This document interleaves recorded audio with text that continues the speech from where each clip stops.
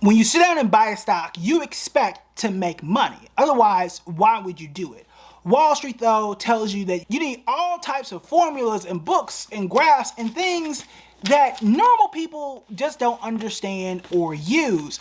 But here's the thing, investing can be quite simple. Today, I am going to give you and show you my receipts, my top 5 stocks and the gains that I have made. Let's go ahead and break it down. Now, we do this every year, and that's why you should go ahead and subscribe, because every June and every December, I start to make changes to my portfolio.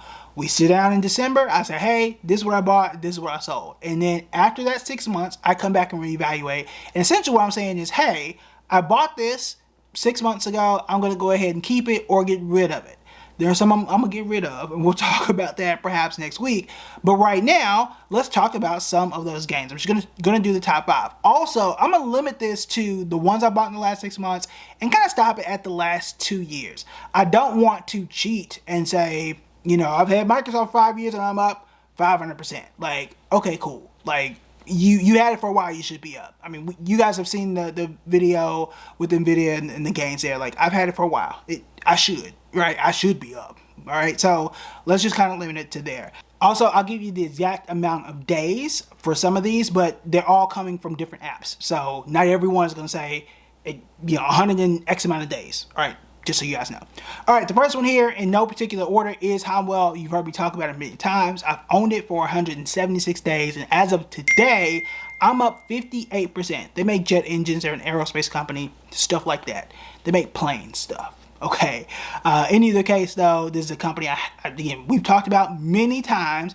You guys heard me talk about it in December when I first bought it, and then we've been sprinkling it in and talking about it a few times on this channel. It has absolutely worked. More importantly, though, you tell me where the S&P 500 has been this year, and I just told you the Honeywell's up almost 60%.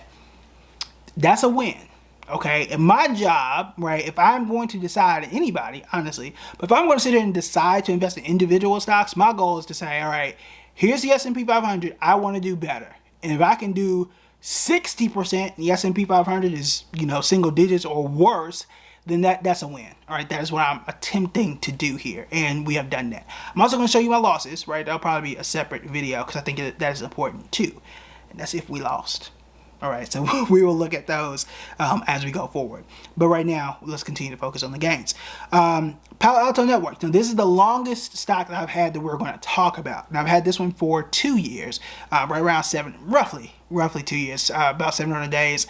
PANW, that is P-A-N-W, is the stock I'm there. They're a tech company. Up 59% at the time I'm doing this. Nancy Pelosi and her husband also bought this stock. If that is of interest to you, did a whole video on some of the stocks and things that she was buying and selling. Now, that is not what I bought. Clearly, again, I bought it 2 years ago. Perhaps I was ahead. Perhaps she was copying me. I don't know. But I do know a thing or two about investing. Maybe she watches these videos. Maybe she's a subscriber. I don't know. If she's not a subscriber, you could be by hitting the like and subscribe button. I don't think I've ever done that. Quick announcement, y'all. Wall Street is keeping its best advice to itself and its wealthy clients. And that's because studies show those who work with a financial planner tend to do better. But to get that advice, sometimes you have to spend thousands of dollars and have a high minimum just to talk with somebody. For example, to work with me when I was a financial advisor, it was $250,000. That was the minimum. To be honest with you, I don't like that. That's why I'm working with Wealthmore. Through June 30th, 2025, they have a $0 minimum. That means you get to work with a financial planner one-on-one, and you can even message your financial planner through the app. You can also use the app and join the community for free. Download Wealthmore today and use the code BuildingBread. All right, back to the video. I don't think I've ever done that. But anyway, that is your opportunity to do so. Next here on the list is one I have talked about multiple times. Now, this is probably the one I've talked about the most, I would argue, and that is Netflix. NLFX is the ticker symbol there. Up only 39%. I say that because we've got some that has been up close to 60. Okay. Now, I think I brought this one up as early as maybe the election of 2024, maybe. But this one, at least from my notes, was I bought it 217 days ago. So, you know, from Monday the 23rd, Y'all do the math. 217 days from that is the day that I bought it. We likely talked about it sometime around that point in time. Next here is Palantir.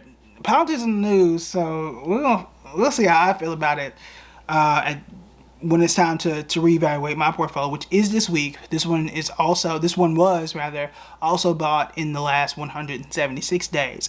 I'm up 76% on Palantir. Now, we did know that this was one of the better stocks in the market earlier this year, and perhaps still to this day. I wouldn't say all tech stocks like it used to be, but there were a decent pocket of tech stocks that were doing quite well. Now, again, they've gotten a lot of negative press, and perhaps for good reason. So you definitely want to read and do your research if that is a company that you want to consider. Next here, we have the one that I've bought the most recently. Now, again, I test a lot of things for y'all because y'all ask me, how do you feel about, this app and this thing, so on and so forth. So I went through and tested a different one, so I don't have the days on this one, but I did buy it within the last 4 months, and that is Broadcom, AVGO. And I'm up 24%. It's actually shocked me when I had to bring up the app, but 24% is my gain on Broadcom as of today.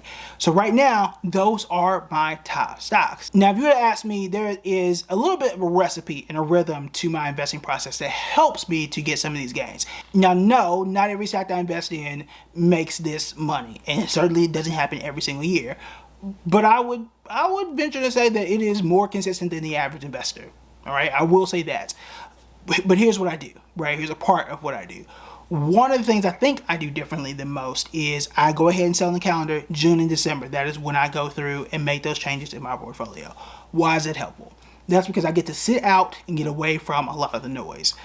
All the headlines that are going on, a lot of times that makes you react one way or another. You get in and you overcorrect and make mistakes left and right, and that kind of messes you up. It also allows me to kind of step in at halftime and make those adjustments and get out of certain stocks. For example, right now for FICO, I've been investing in FICO maybe for around 2 years, if not more, and I'm only up 8% right now. It is time for me to get out of FICO. I was up double digits on FICO. You can go back and check some of the older videos where I was up, 30, maybe even 40%. FICO is taking a dip.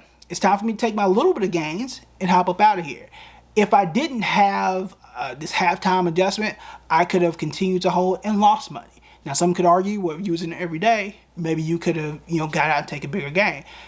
That is true. I also could have gotten in every single day and got out on the day that the stock was bad and took a loss.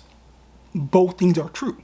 Okay, so it definitely depends. Now, there is another piece of that recipe on how do I research these stocks? What is it that I'm doing to decide, hey, this is the stock I want to buy, this is the stock that I want to hold. If you want to know what that process is and what that recipe is, you want to check out this video right here.